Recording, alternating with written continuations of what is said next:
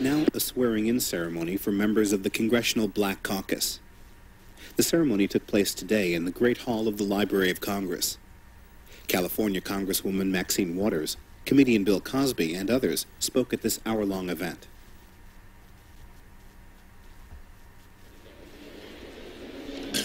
Good morning. Welcome to the ceremonial swearing-in for the Congressional Black Caucus, the 105th Congress. Swear in the members of this new Congress. And so I will ask each of them to raise his or her right hand and repeat his or her name as I read the oath of office to you. I, repeat your name, do solemnly swear that I will support and defend the Constitution of the United States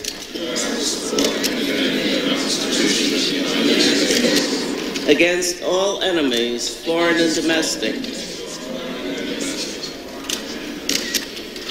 that I will bear true faith and allegiance to the same, that I take this obligation freely,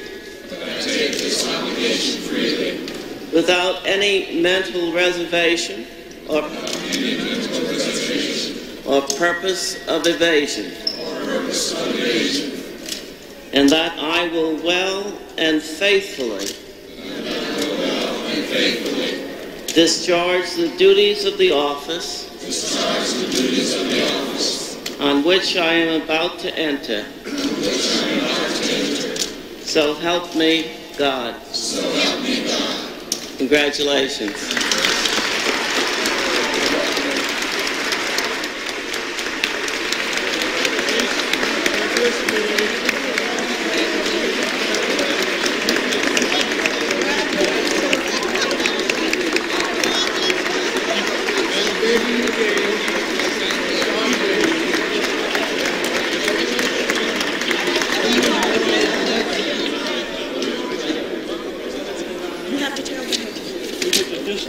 If the members could please stay assembled, we'd like to get a group picture with Mr. and Mrs. Cosby, Judge Constance Baker Motley, and the members of the caucus, please.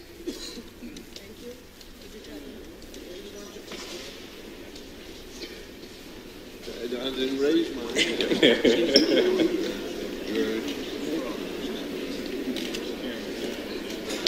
That right here.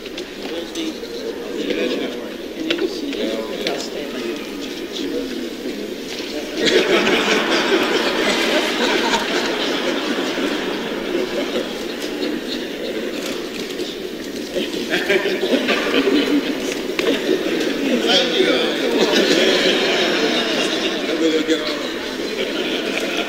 He gets in with all that.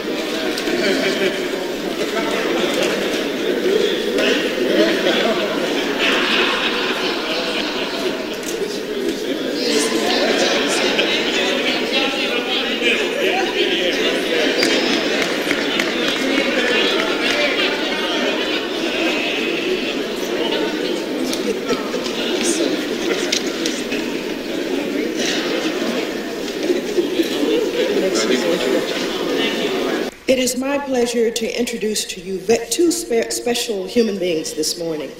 First, I'd like to introduce Dr. Camille O. Cosby, producer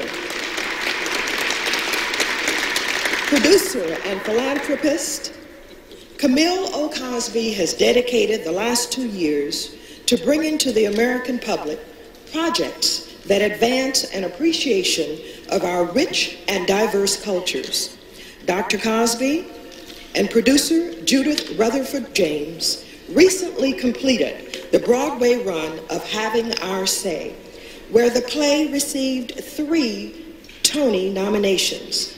Dr. Camille O. Cosby received her doctoral degree in education from the University of Massachusetts at Amherst in 1992.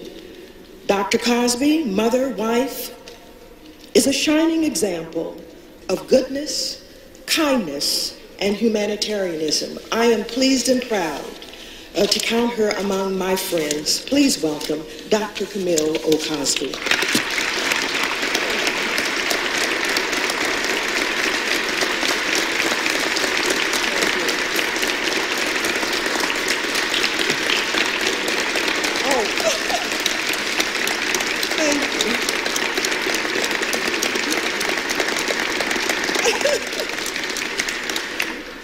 Thank you very much, and good morning, and congratulations to all the members of the Congressional Black Caucus. We all know that Congresswoman Maxine Waters' chairwomanship, that sounds great, of the Congressional Black Caucus would never have taken place before the acknowledgement of her achievements. For we know that though women's work is never done, it is all too rarely noticed.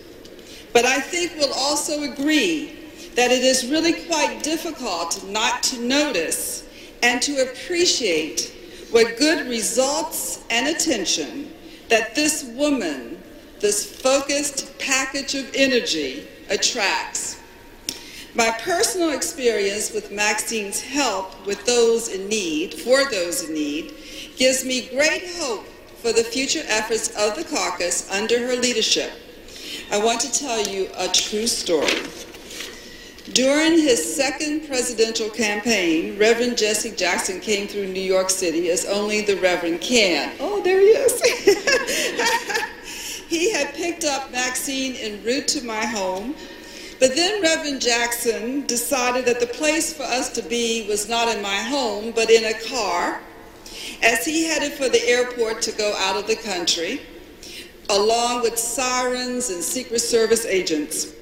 I should mention that foot surgery had my right one in a cumbersome cast, and that I left my home like a fool with no purse and no money.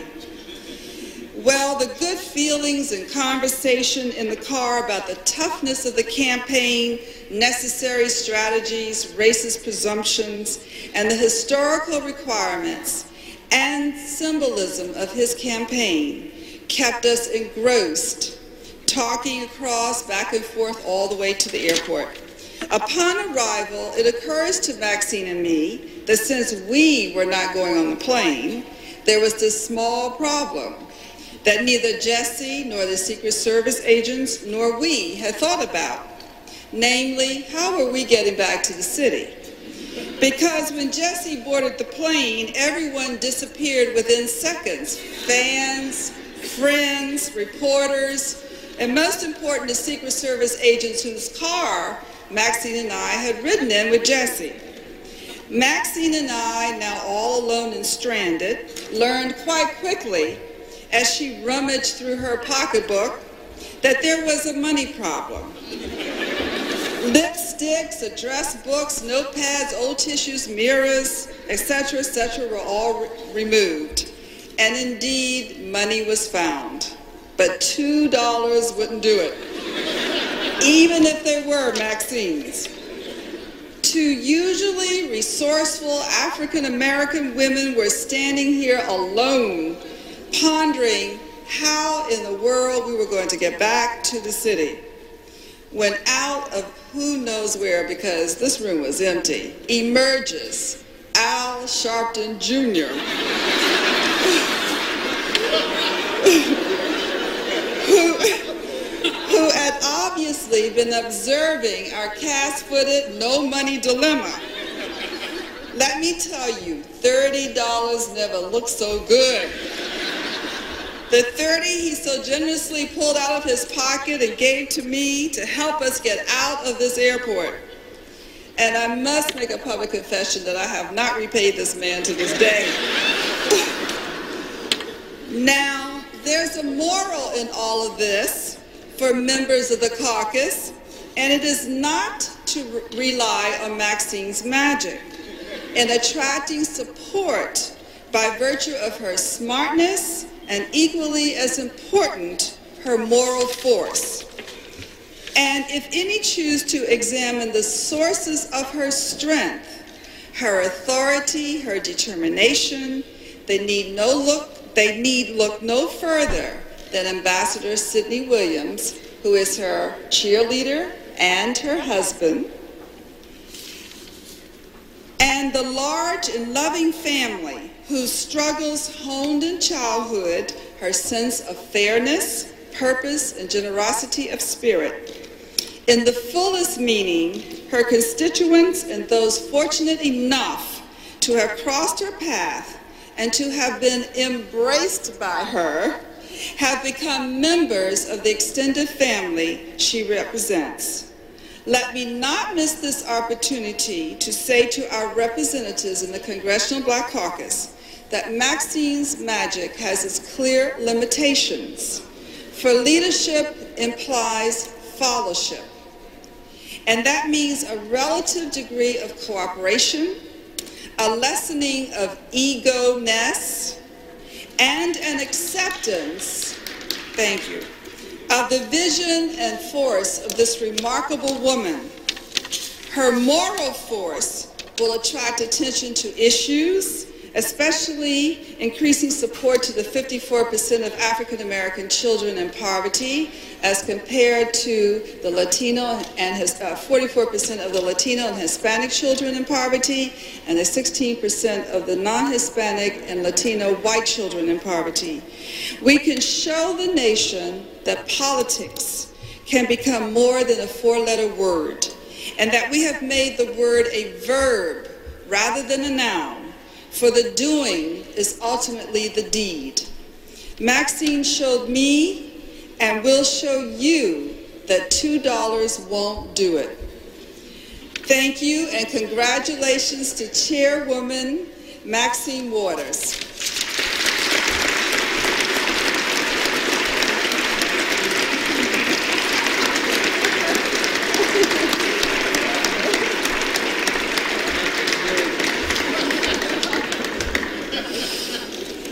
I'd forgotten all about that. Thank you, Al Sharpton. I have a long introduction for an unusual and extraordinary man. And I suppose I could say a lot of things about him, but of course it would be presumptuous of me to think that I could introduce to you Bill Cosby. Let me just say, the man that accompanied Camille Cosby here this morning, her husband, Bill.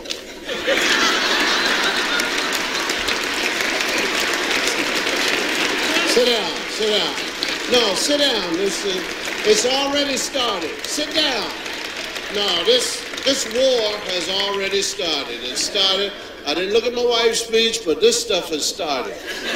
And you're talking about equality and fairness and all that. Y'all started it. You started it first of all with your house. When all I ever hear is our house. I say, I'm going to my house. Whose house? Our house. This morning you told all these almost important people that you were your house. Then the man gave you $30, which he got back from me. So it started. It started. So I'm gonna play fair, but you gotta leave the lights on. I want to say, which is redundant, that there was no, I didn't hear any ignoramics spoken here this morning. I met over 100 people, and nobody said library. Nobody said we be in here. So I don't know there's something missing. And these are old folk too. Old folk brought up by old folk who came from down there and migrated on the immigration thing before name changes, named after strength.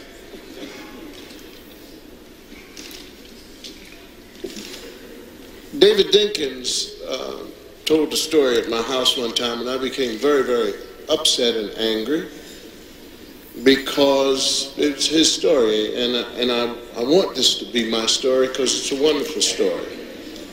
I'm going to tell it, but I have to give him credit.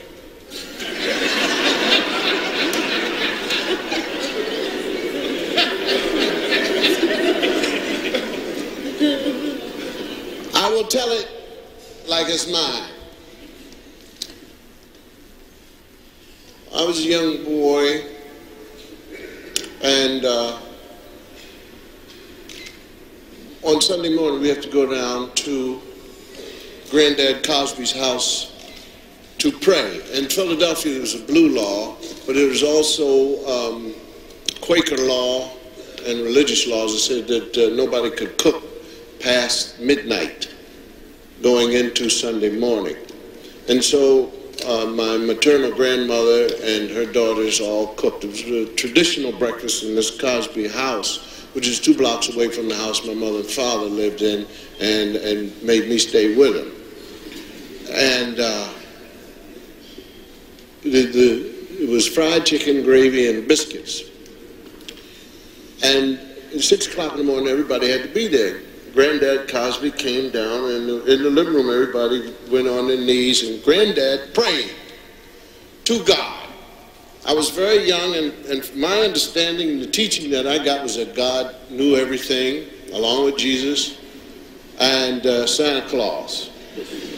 And I couldn't understand why Granddad Cosby prayed so long. But he stayed down there, and then the smell of the grease, the gravy and the chicken started to come into the living room, but Granddad was praying and running down the wrong thing. And my father running all of the crowd spitting, and I tried to listen for a while, but he learned more free. And let us not forget the problems of the Trinity, said our Father, even though you may have, and they're all grandstanding. And just when you're ready to get up, he'd think of something else to remind God. And there they are. Don't forget those who are and haven't and won't any, and will you please. And 5, 6 hours of this, I never understood a word he was saying. Every Sunday we had to go down for this. I entered the Navy, and those years I went home once, and I was a Navy man, a man. And I, as old people said, smelt myself. Went in my uniform, and we got down on our knees, and Granddad said, "Right in front of the presence, and then hang them on, and don't forget to write. And those who have won't get in there some." Please, Father's perks, and all the presents as pets. After about 3 hours, we sit down, amen, and everybody stood up, and everybody's much older, you could hear knees cracking. And smelling myself, I went, put my arm around my grandfather, and I said, "Granddad," I said, "all these years you've been praying all that long, and you know what? I never understood a word you said." And my grandfather said, "I wasn't talking to you."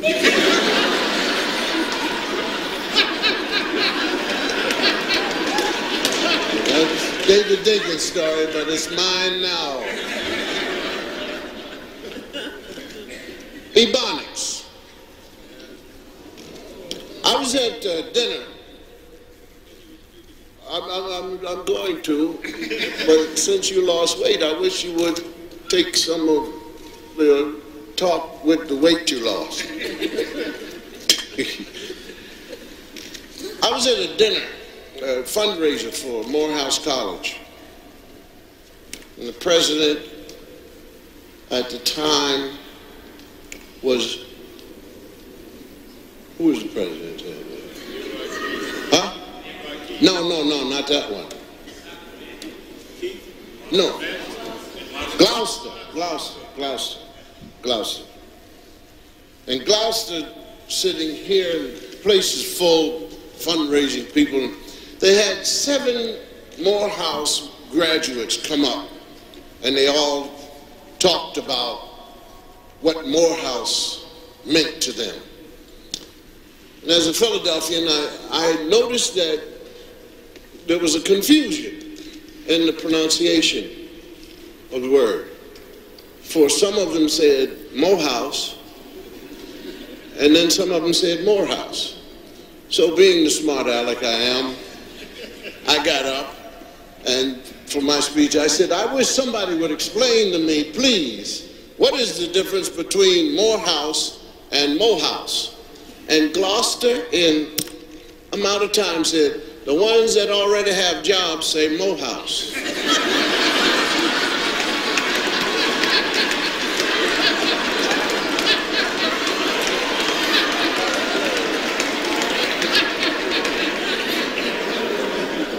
Now, last and final is about Jesse. Last and final is about Jesse. It is true. Yes, please, I have to tell it.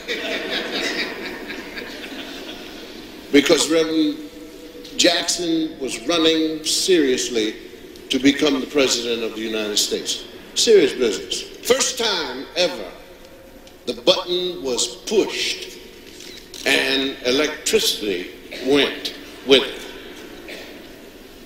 And I was proud to have contributed money, proud to have contributed some sort of philosophy, proud to have contributed some energy, force.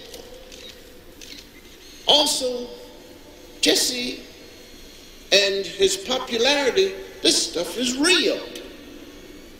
People are saying, for real. People of all colors. Jesse is connecting. Jesse is getting so good that the press is starting to ignore him.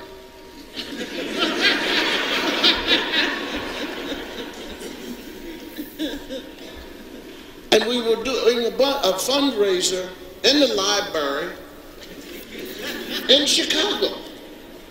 And Jesse said, Bill, come, and I said, okay. So I'm in Chicago, and we're waiting at a band, and some people coming, and Jesse is no different if he's running for office or if he's out of office. He shows up, but this time, there are cats with the things in the ear.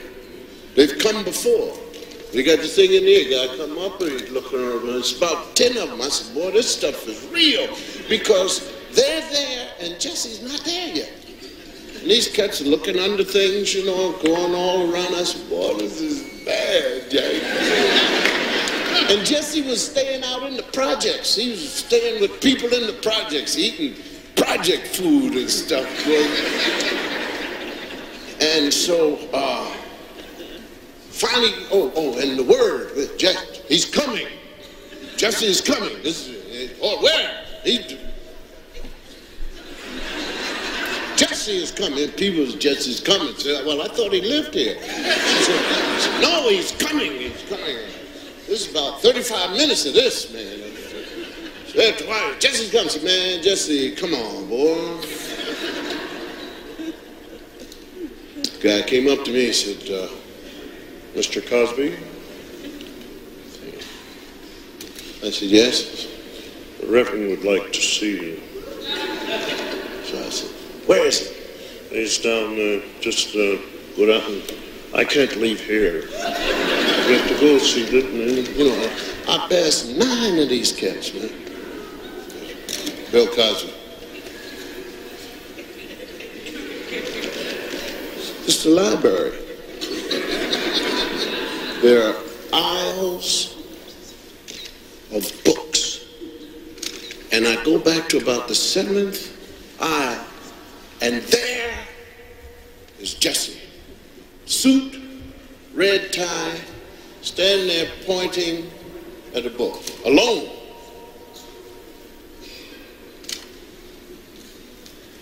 And to think that I'm going down and talk to a man who is very possibly the next President of the United States of America, that I, Bill Cosby, from Richard Allen Holmes' project, been summoned by the next President of the United States. I said, man, I walked down. I know this man. I know Jesse. And I said, boy, you something. And Jesse said, Bill, I need some money.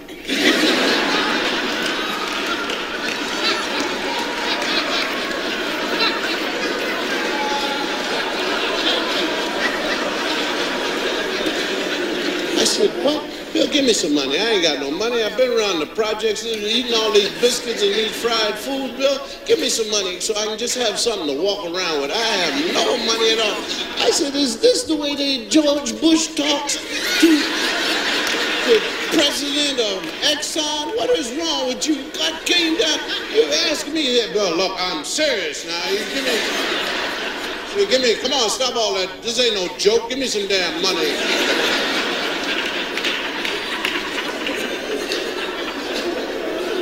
I said, did Arm & Hammer say this to Ronald Reagan?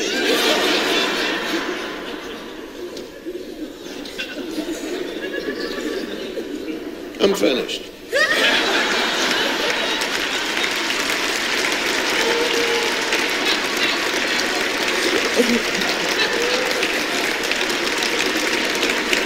Thank you very much. A big round of applause for Drs. Camille O. Cosby and Dr. William H. Cosby, Jr.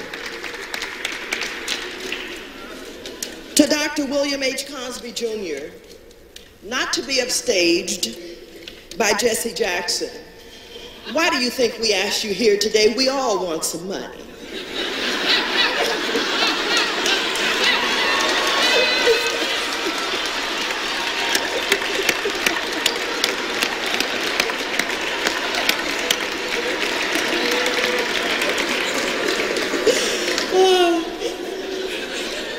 Thank you so very much.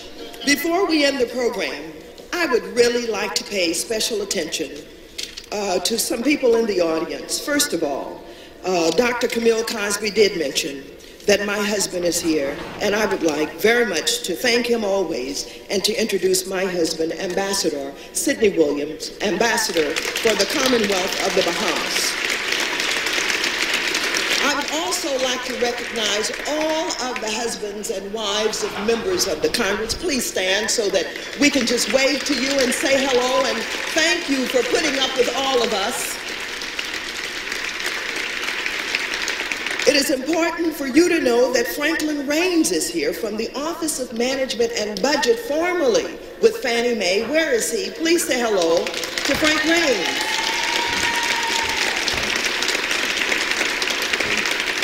Secretary Hazel O'Leary is with us today. Please stand. I mentioned that Mayor Marion Barry was here today, but also his wife Cora Barry is here. Would you please stand, Mayor, Mrs. Barry? Chairman Donald Fowler is here, Chairman of DNC. Would you please stand? My dear friend and one of the greatest entrepreneurs in America, Mr. Ed Lewis of Essence Magazine, and his wife Carolyn Lewis.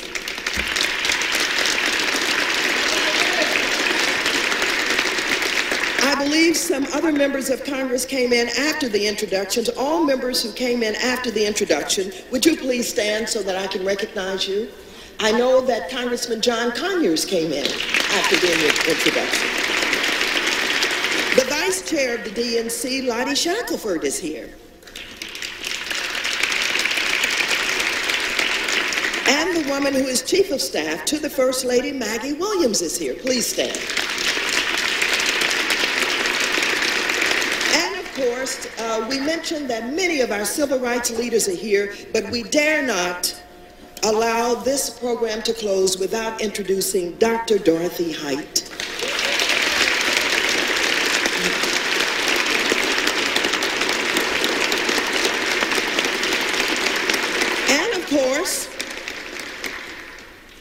Bill Cosby talks so much about our friend, Jesse Jackson, but he's really a father here today because Jesse Jackson Jr. was sworn in the ceremonial swearing in with all of us. Welcome his daddy, Reverend Jesse Jackson.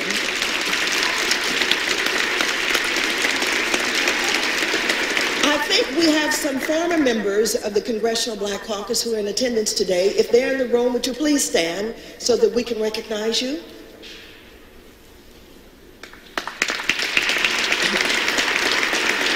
Thank you very much.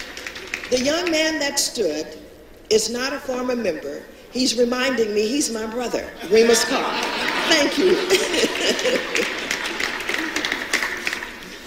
With that, we have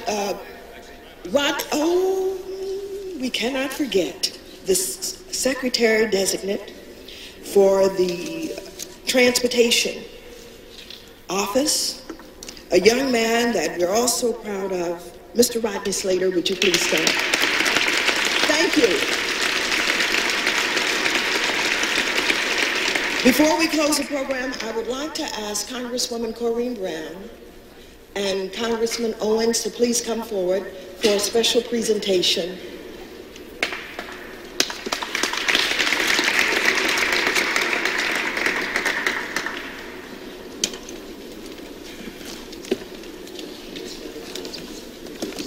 Okay.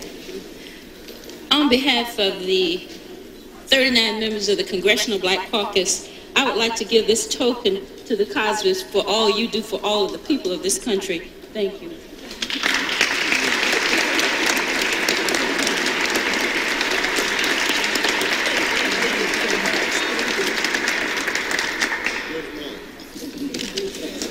Judge Motley, as a New Yorker, as a great admirer of yours, and also as a great beneficiary of some of your most controversial rulings, it gives me great honor to be able to make this presentation.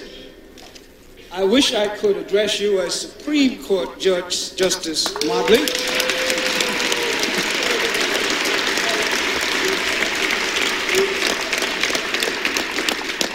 But on this morning, we're trying to send a message of solidarity to all of America, a message of solidarity and commitment. We are pleased that you joined us in sending that message, and you are a supreme American and a supreme role model for all of us.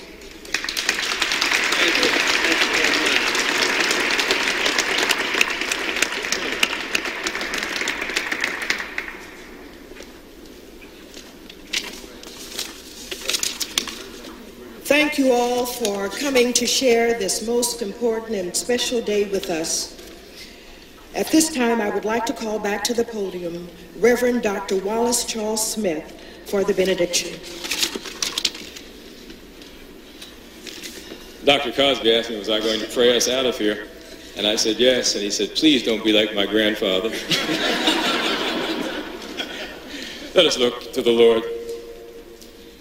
In these days after Christmas, when the holiday lights have come down, we've gathered to stand against the shadows.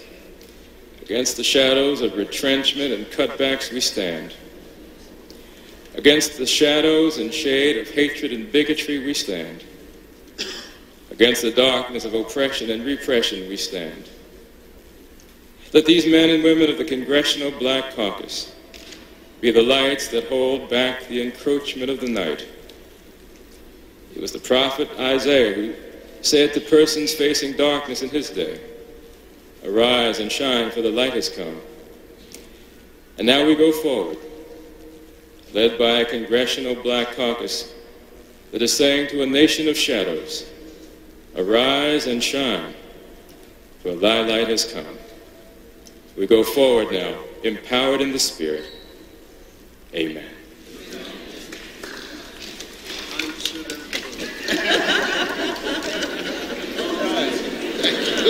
Thank you. Thank you to anoint me every time.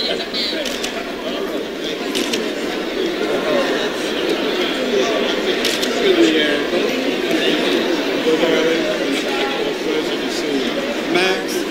Listen, Maxine, congratulations to you. Max, announce where the reception is. Hey, Clay. Congressman Clay. Excuse me. We would like all of our guests, special guests, to please stay for refreshments. Refreshments are over here. Upstairs and to the right. and around the outside. Here.